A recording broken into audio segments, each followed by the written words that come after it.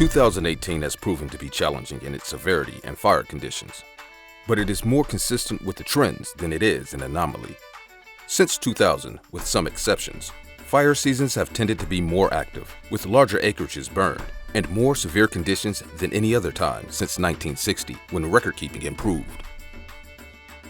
Nearly 58,000 wildfires had burned approximately 8.8 million acres across the country, making 2018 the 11th year since 2000 that exceeded 7 million acres burned. It was, however, below the 10 million acres scorched in 2015 and 2017.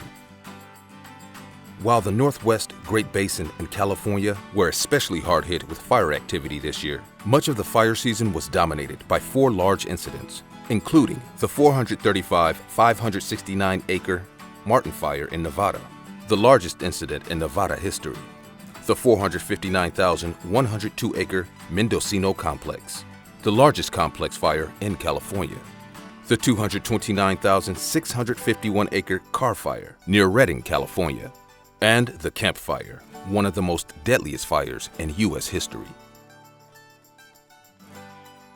The Carr Fire, which grew by more than 20,000 acres in one 24-hour period, was also one of the most costly blazes in California history, with suppression costs alone reaching more than $150 million. It consumed more than 1,600 structures, including 1,077 primary homes, caused the evacuation of 38,000 residents, and resulted in 9 deaths, including firefighters and citizens. The Camp Fire was the deadliest and most destructive wildfire in California. This was also the deadliest wildfire in the United States since the Cloquet Fire in 1918. The fire started on November 8th and was contained by November 25th. Conditions leading up to and during the fire combined to create a highly combustible fuel load, which included drought, heavy grass, dry weather, low humidity, unusually dry fuel, and a hot gusting high wind event the day of the fire. The fire cost $16.5 billion and burned 153,336 acres, and over 18,800 buildings were destroyed.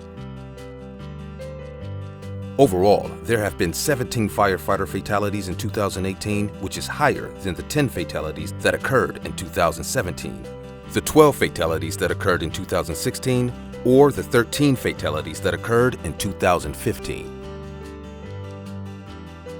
Another notable event from this year was the activation of fire personnel from partners in Australia and New Zealand.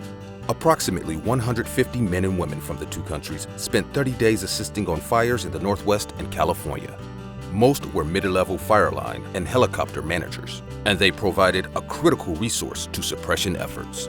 It was the first time since 2015 that these international partners were called on for assistance. In addition to the international assistance from Australia and New Zealand, 200 active-duty military personnel from Joint Base Lewis McChord in Washington were trained and mobilized to assist at the Mendocino Complex in California. Overall, 2018 will go down as an active season that saw extreme fire behavior, rapid fire spread in tender dry conditions, and record high costs.